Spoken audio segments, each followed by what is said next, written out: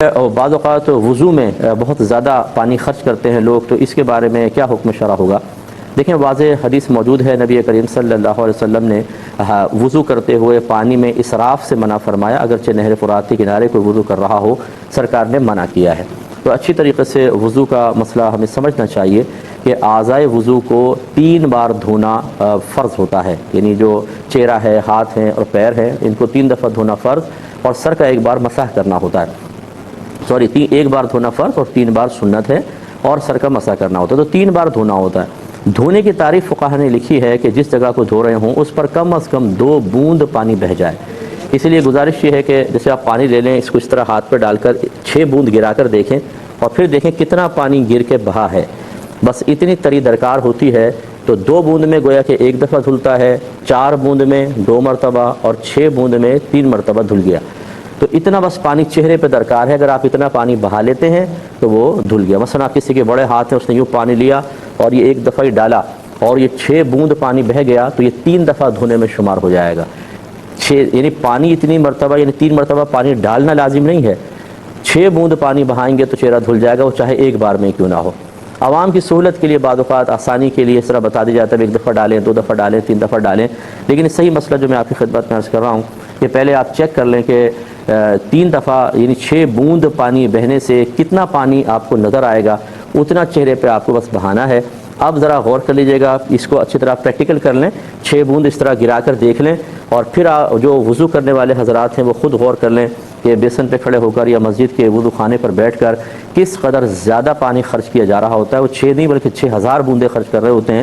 تو اس طرح 6 سے تھوڑا سا چلیں زیادہ ہو گیا، 10 بوند ہو گئی کہ حساب تھوڑا سا مشکل ہوا، لیکن یہ تو مطلب 600 بوندیں، 6000 بوندیں اگر بہائیں گے تو یہ تو بہت زیادہ اسراف میں داخل ہوگا۔ اس پر توجہ کرنے کی ضرورت ہے۔ اس کے بعد اب ہم آتے ہیں وضو توڑنے والی چیزوں کی طرف۔ کچھ چیزیں میں ذکر کرتا ہوں، پھر انشاءاللہ جوابات کی طرف آئیں گے۔ دیکھیے، بہت سے لوگ اس میں بڑے پریشان ہوتے ہیں کہ جی ستر کھل جانے سے وضو ٹوٹ تو نہیں جاتا، آئینہ دیکھنے سے تو نہیں ٹوٹ جاتا، کپڑے بدلنے سے تو وضو نہیں ٹوٹ جاتا۔ اس طرح ہم آپ کو ایک اصول بتاتے ہیں جس سے آپ وضو ٹوٹنے کے بارے میں اچھی طرح جان سکتے ہیں کہ کس وجہ سے وضو ٹوٹے گا، اور انشاءاللہ اس کی روشنی میں پھر بہت سارے آپ مسائل حل کر سکتے ہیں۔ وضو ٹوٹتا ہے جسم کے اندر سے کسی نجاست کے باہر نکلنے سے، بس یہ بنیادی اصول ہے کہ جسم کے اندر سے کوئی نجاست باہر نکلتی ہے، ناپاکی باہر نکلتی ہے، وہ وضو کو توڑ دیتی ہے۔ جب آپ یہ بنیادی اصول یاد رکھ لیں گے تو آپ کو اب یہ معلوم ہوا کہ ایک تو جسم میں داخل ہونے سے، کسی چیز کے داخل ہونے سے وضو نہیں ٹوٹے گا، نمبر 1۔ نمبر 2، نگاہ کہیں پر بھی آپ ڈال لیں وضو نہیں ٹوٹے گا۔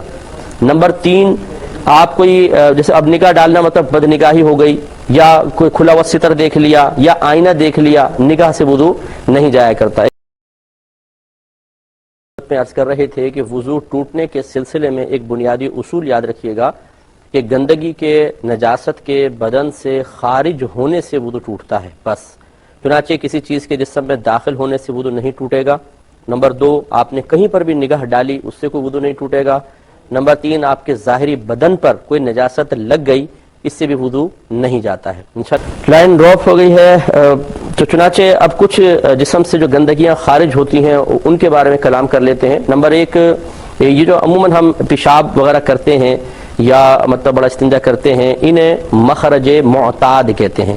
یہ لفظ میں اس لیے آپ کو عرض کر رہا ہوں، آپ فقہ کی کتابوں میں یہ لفظ دیکھیں گے۔ مخرج اسے کہتے ہیں، اس جگہ کو کہتے ہیں جہاں سے کوئی چیز نکلتی ہے، جیسے حروف منہ کے خاص حصوں سے نکلتے ہیں تو انہیں ان حروف کے مخارج کہا جاتا ہے، یعنی مخرج واحد ہے، مخارج جمع ہے۔ تو جہاں سے ہماری گندگی نکلتی ہیں عموماً یہ مخرج ہوتے ہیں، اور چونکہ عادتاً ایسا نکلتی ہے، عموماً عادت اسی کی ہوتی ہے، اللہ تعالیٰ نے ایک ایسی ہے ہماری طبیعت اور فطرت بنائی ہے، تو انہیں مخرج معتاد کہا جاتا ہے۔ تو مخرج معتاد سے جو بھی چیز نکلتی ہے وہ وضو کو توڑ دیتی ہے۔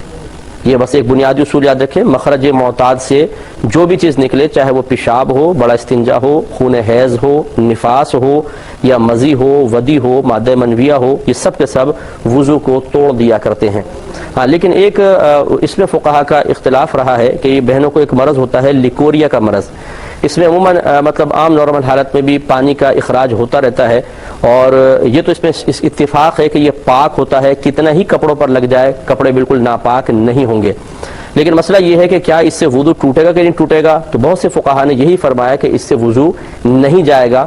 بعض یہ کہتے ہیں کہ احتیاطاً وضو کر لیں تو بہت بہتر ہے، کیونکہ نبی کریم صلی اللہ علیہ وسلم نے ایک بنیادی ضابطہ ارشاد فرمایا کہ ہر وہ چیز جو مخرجین سے نکلتی ہے، سبیلین سے نکلتی ہے، یعنی وہی مخرج معتاد، تو وہ وضو کو توڑ دیتی ہے. تو یہ چونکہ عام کلام ہے سرکار کا صلی اللہ علیہ وسلم، مطلق کلام کیا، تو اس میں لیکوریا کا پانی بھی داخل ہونا چاہیے.